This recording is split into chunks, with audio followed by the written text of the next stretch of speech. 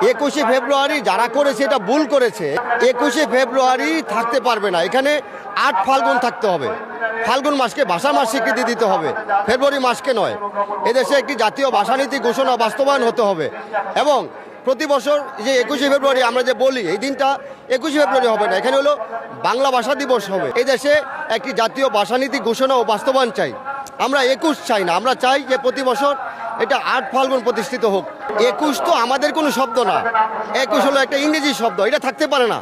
এখানে 8 ফাল্গুন আমাদেরকে বাংলাদেশে প্রতিষ্ঠা করতে হবে। 21 তো আমাদের দেশের কোনো শব্দ না।